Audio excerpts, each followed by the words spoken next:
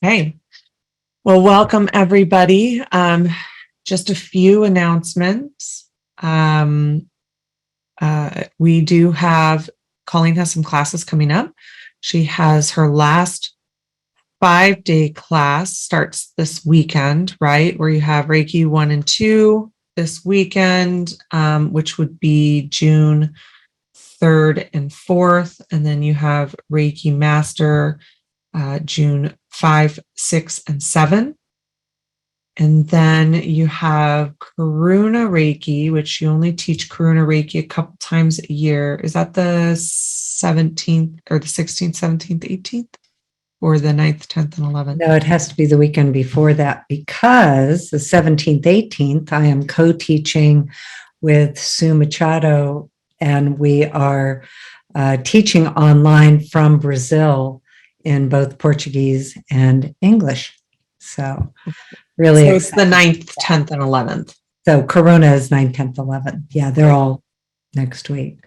Okay. Just to clarify the thing, because this came up the other day with the last 5-day to become a professional member.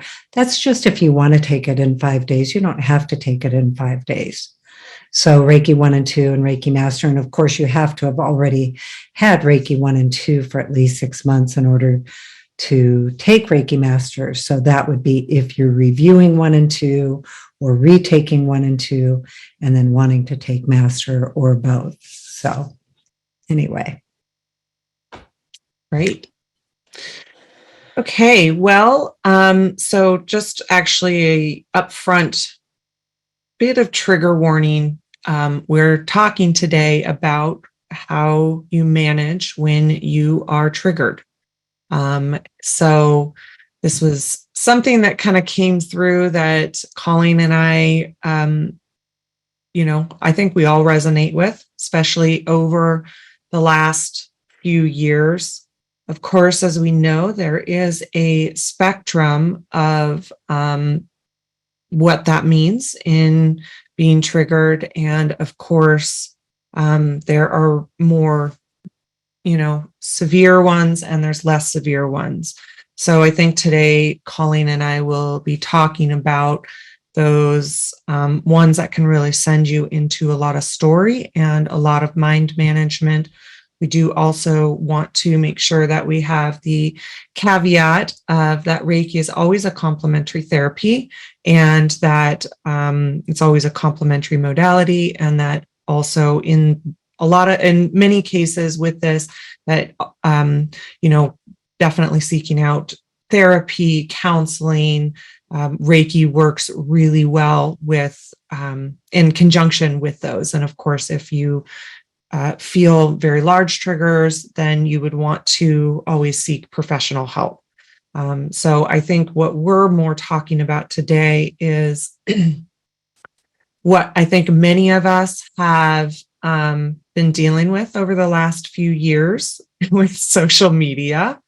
What do you do when you are feeling triggered? So I think that there are many circumstances in all of our lives that we have different things that can send us into those places where we have to use our tool bags, our spiritual skills, to try to help us to come out of that place of mind loops, of a lot of story, of all of those kinds of places in order to move more into the place that I think many of us like to be in, which is a place of kind of that Reiki state of love and compassion, and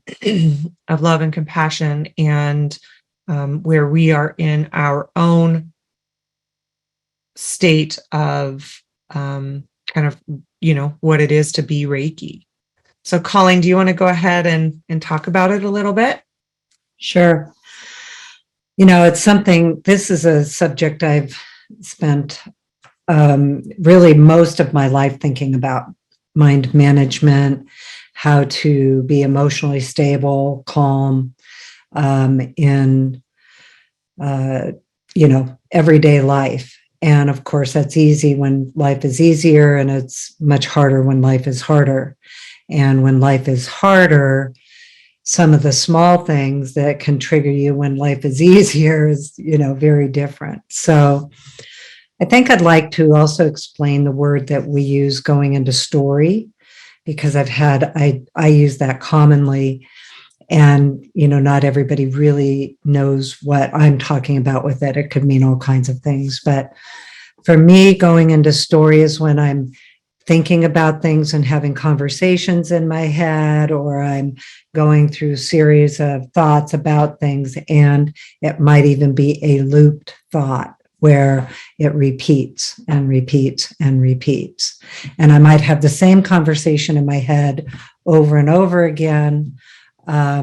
Sometimes they can be even intrusive thoughts.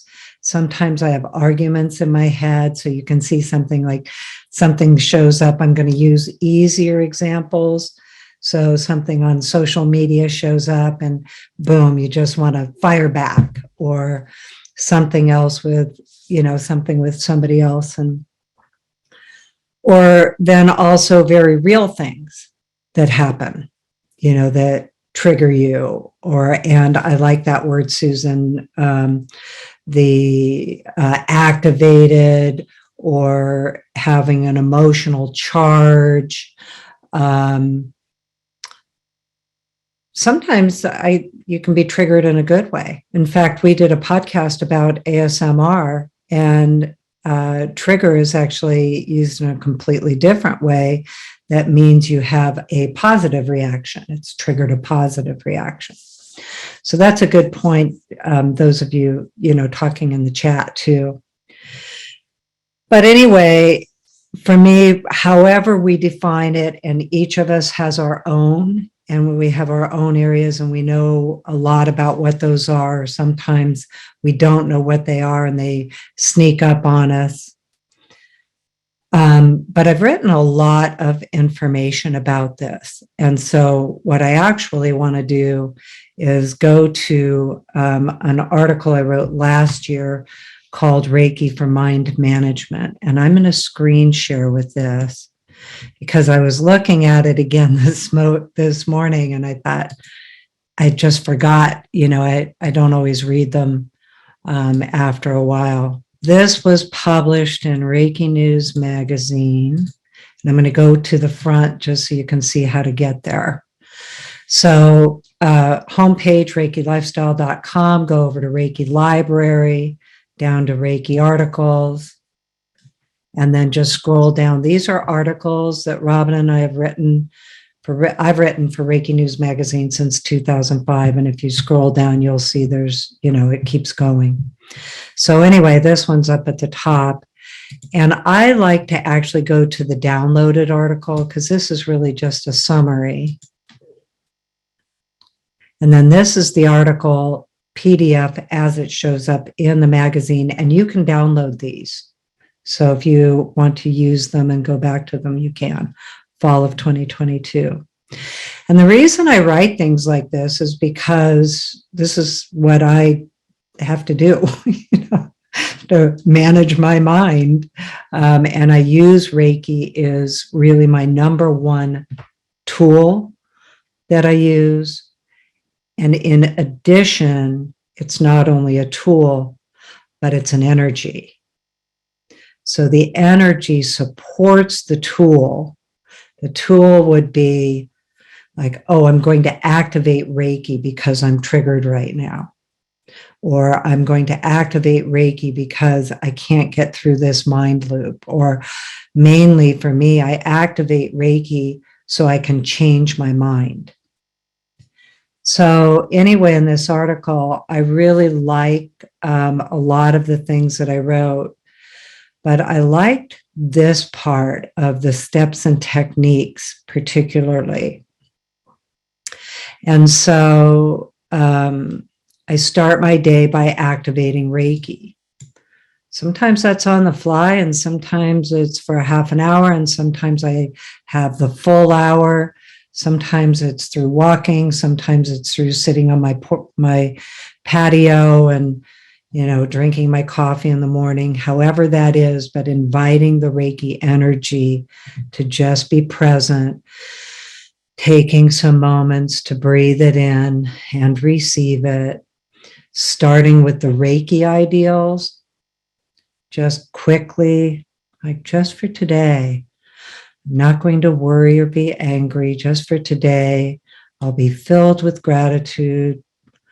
I'll be devoted to what I'm doing that day, my work, or whatever I'm doing that day, my play, and I will be kind.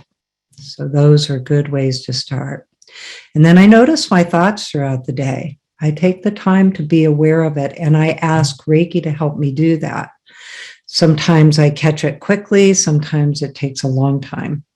And I have to repeat over and over and over again when I notice my thoughts have gone into story or I'm having a tough time emotionally. And so I may have to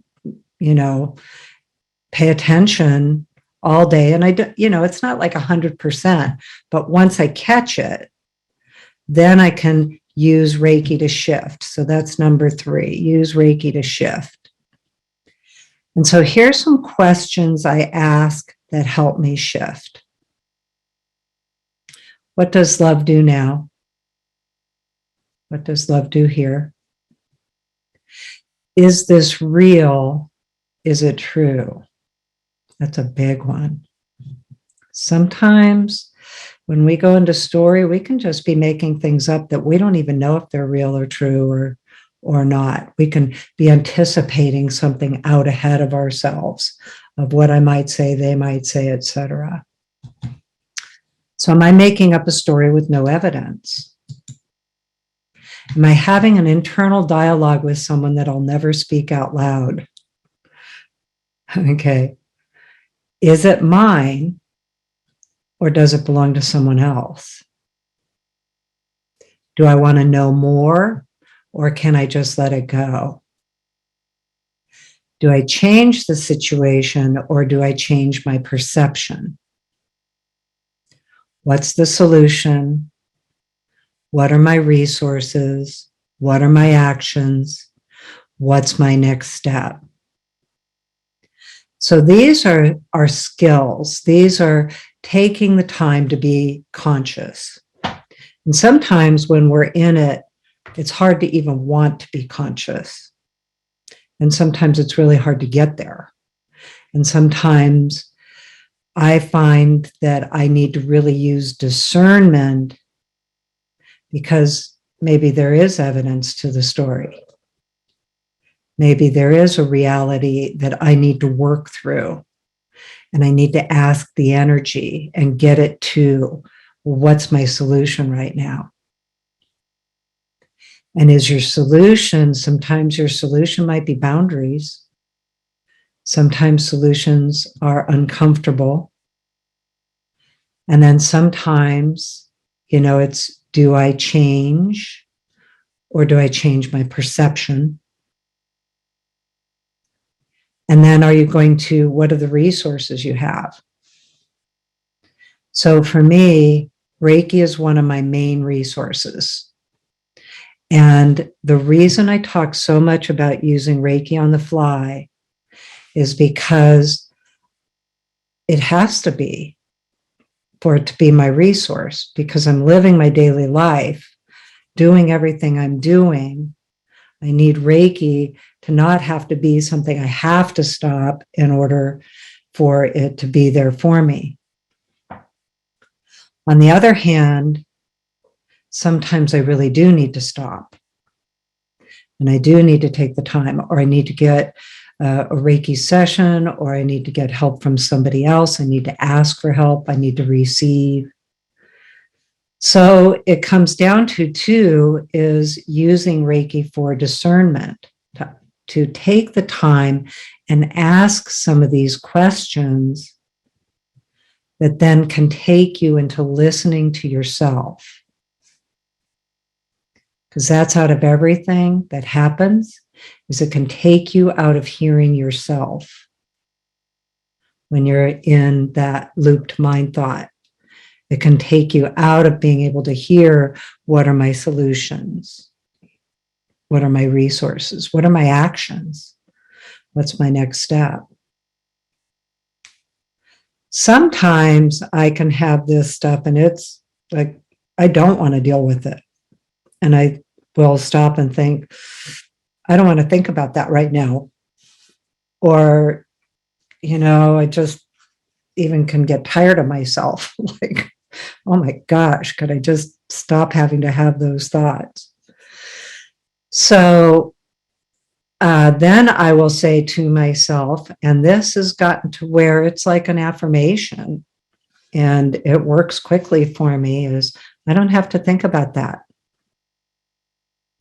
Or I'm not going to think about that right now. But a lot of times it really is, I don't have to think about that. And it's not mine. It takes me back to this question. Is it mine or is it someone else's? If it's not mine, I really don't have to think about that. Unless, again, sometimes the discernment is going to tell you, even if it does belong to someone else, yes, you do have to think about it. And what are your solutions? And then take it back to this first one. What does love do now? I'll tell you what, that question, Pam McMahon always said, what does love do here? And, I've been working with that question with Reiki from the very beginning now that I think about it, because I first read that question in Neil Donald Walsh's book, Conversations with God. And that goes back into the late 1990s. And that was something that was written, he wrote in there or channeled in there. And what does love do now? And I'll tell you what, that combined with Reiki and taking the time to be conscious about some of these questions, some of these thoughts can really make a difference. Like it can shift quickly. And so another tool that Robyn and I talk about this all the time, what do I want to think about instead? So we actually even have predetermined things that we want to think about. So what things that I like to think about. And so I will actually, and we have it listed like 1 through 10. I'm going to think about this instead. I'm going to think about this instead. Things I like to think about. So I'll stop and go, I don't have to think about this anymore. I don't want to think about this anymore, whatever it is. I would rather think about this. And then if I already have predetermined things to think about, it's easier to shift because it moves me into an awareness. It now moves it into a skill. Like, oh, I can shift it and I can move it into this thought instead. And again, one of the things that this article talks about, if you go up here, is observing your brain, notice, shift, rewire. And this is a practice. This is a whole practice that, when I was studying this topic, that I discovered with, studies of notice, shift, and rewire.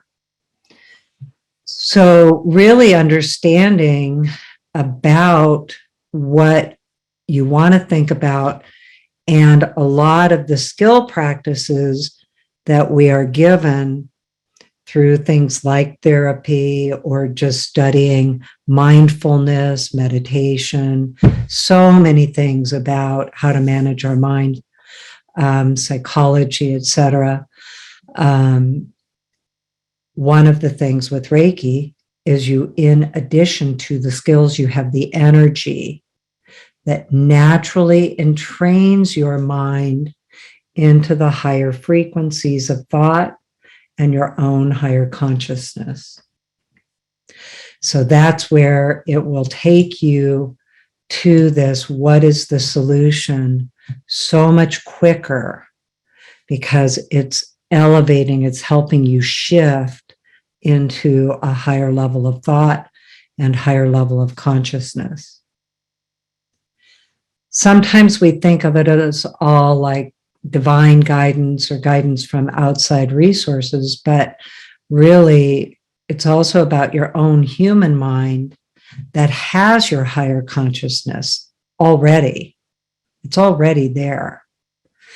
But living in this dual reality, of the earth, we definitely, have the higher and lower levels of consciousness that we move in and out of. So anyway, I encourage you to go and look at this article. Oh, there's our ad. That looks nice. Here's all the endnotes of the different places that I've studied with it. And this is, I have a lot of different articles. We have articles about managing your mind. Also, some other tips. I put these in a Word document. Let me get there. So just having some awareness. We've talked about that. Let's say you're in the moment and you don't have time to ask yourself all these questions. Just take a moment and pause and breathe. And let's say you are in a decision point of engaging in it. And let's say that's with another person. In that moment, even bringing Reiki in just in a flash, pause and breathe, allowing Reiki energy carries discernment, it carries higher thoughts with it. It's part of a life force energy. So moving into another state of consciousness when you pause and breathe. And one of the biggest freedoms you can have is deciding not to react. I'll tell you, I've just learned, I don't have to react. I just, if I do have to, that's one thing. But if I don't have to, sometimes I can just say, well, I'm just not doing it. And maybe I'll still have to deal with it later. But in the moment, I get to choose.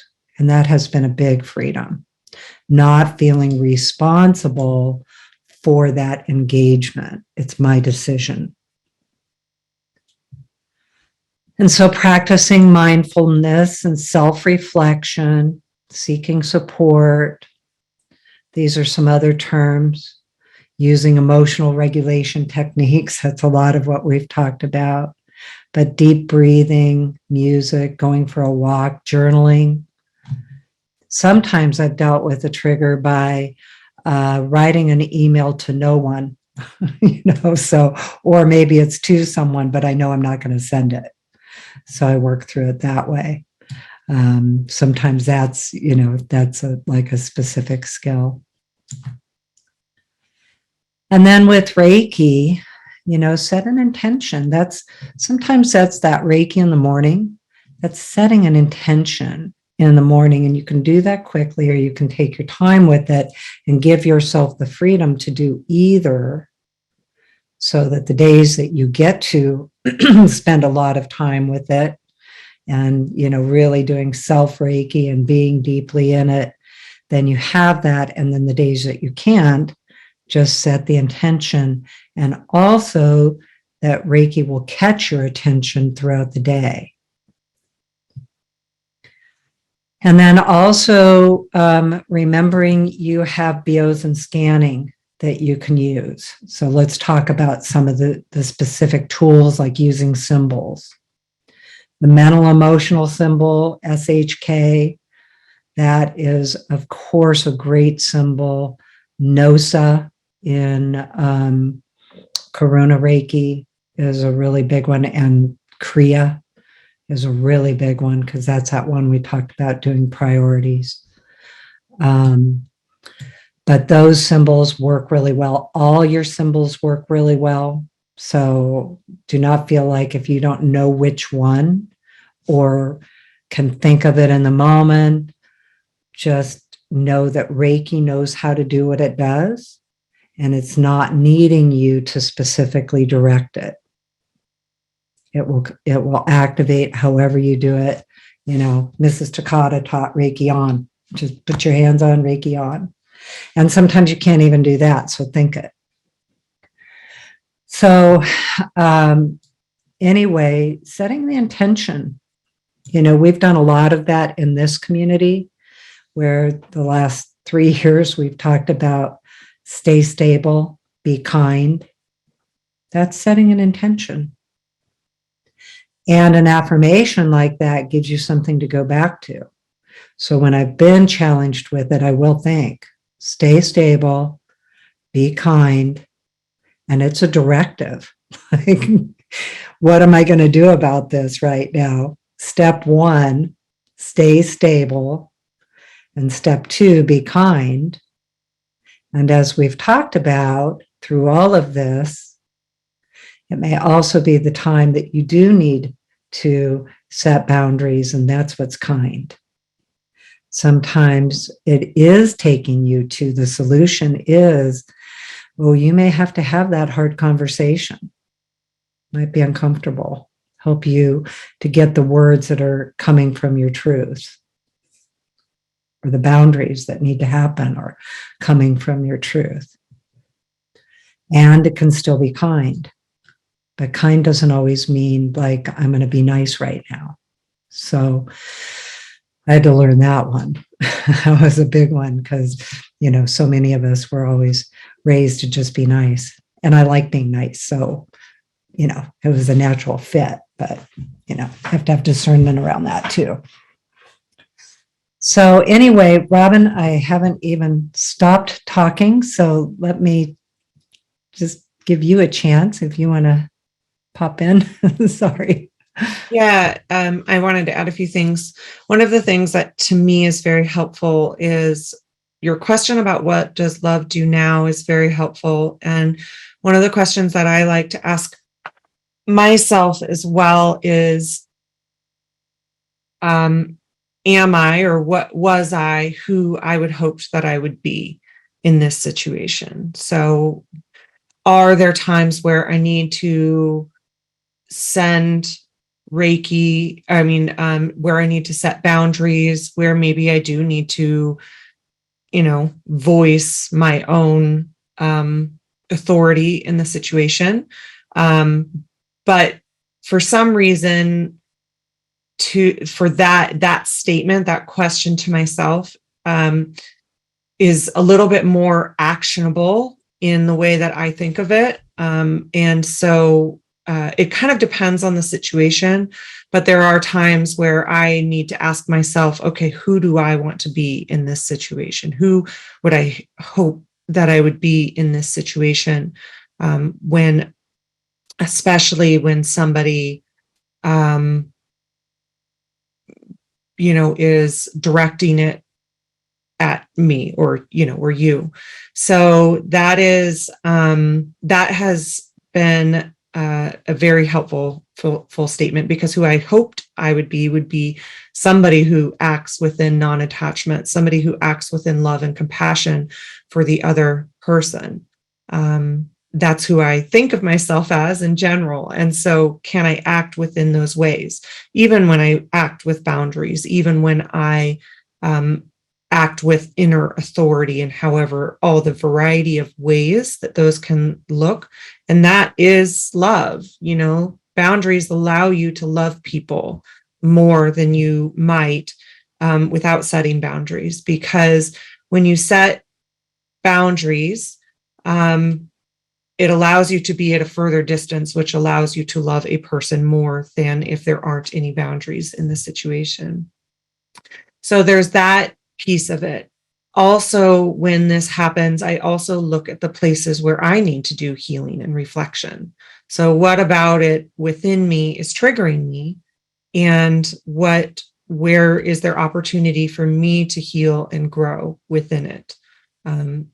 So, that kind of mirror part of it can be very helpful for me as well, because I do look at those things. It's a little harder when somebody is directing it at you, But there's the parts where you go in and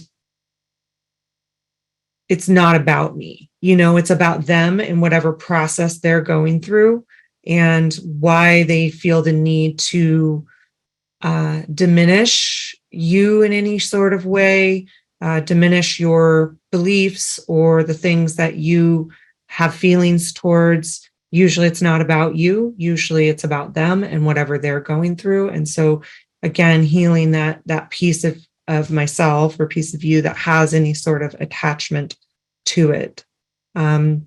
So there's that part. It's also an opportunity. I think the tools of mindfulness, meditation are really, really helpful because, what came through in that guided meditation earlier and is very common in meditation is allowing the thoughts to pass through like clouds. Because what that's helping you do is that is helping you to be able to respond better to moments of stress in the moment. And how I love to utilize Reiki within this is Gassho meditation, combining Reiki with meditation because it does bring in that enlightened energy into the situation, which is really helpful in meditation. And also the Reiki ideals, which are, you can use words for all of that because they embody all of this, but they're also mantras. And if you can repeat those to yourself during meditation, it can be really helpful. Today, I will not anger. I will not worry. Today, I will be kind and compassionate to others. So there's, and kind to myself. So those mantras can be really helpful within the practice of meditation, which can help for that when those do come up in the moment. Also deciding how you want to respond. So I know for me, when social media triggers me, and everybody's going to be different around this, is that I have made the choice that most of the time I'm not going to be a keyboard warrior. You might be, and that's not a judgment on that. But what I do is I just hit that unfollow button. All right, you're out of here. I'm not letting you trigger me. I'm not letting this take up space. You don't get to live rent free in my head, so, but everybody's going to have a different response to that. And that is okay. But also utilize the Reiki energy when you're in that, because you want to come into that situation from a healed perspective. Is this ego that wants to respond to this? And I'm not changing their mind in a paragraph and social media. What changes people's mind is skilled discourse and having loving conversations with people. And that's my own perspective. That doesn't mean everybody feels that way, and that's okay. That's totally okay. But yeah, that's my choice. If somebody's triggering me on social media, I hit the hide or hit the unfollow button. So that's also a way to respond. And also, there's people in our lives that also, if they continue to trigger us, we can hide or unfollow them too. I know sometimes that's not always possible. Like if it's family members, that's not always possible. And we have to go into our other skills with it. So something just happened to me recently where it triggered me and sent me into pretty bad thought viruses around it, and needing to use the skills for mind management where, somebody was talking about me when I left the room. And one of the things that I realized on why I got triggered is because I didn't use my skills before I went in there. I forgot to send Reiki or set up my Reiki bubble. I didn't think about that before I went in there. And I was like, oh, there's a possibility as of why this snagged me so bad this time. Why did it snag me? It's not something that's unusual. It happens with this, situation. And so I realized when I was in my thought loops that I was like, oh, I didn't put up my Reiki filters, my bubbles around me. I didn't activate it beforehand, which I usually do. And so I sent the distance symbol back to myself. And I said, oh, here I am in the car doing my preparations, doing Reiki on the fly, putting my Reiki bubbles around myself, so that when I walk into this situation, not only does it help me, but it brings Reiki into the room. It helps bring Reiki into the space, and trains, helps all of that part so that other people feel that as well. So it's not just me that it's helping, but Reiki is in training the space. And maybe had I done that, that situation wouldn't have happened. And really, when it came down to that situation, that was a situation that was very not about me. It was about the other person, absolutely about the other person. But maybe had I done this, it's not my responsibility to do that, but maybe had I done this, that would have changed the situation. But what it did do is it actually sending that back to myself before then, it actually changed how I felt about it in the moment, switched it almost immediately, because that distance symbol works out of time and space. And it was able to send that Reiki forward to me in that moment. And so that is another thing that you can do. You can send Reiki forward, which I know Colleen talked about this a little bit.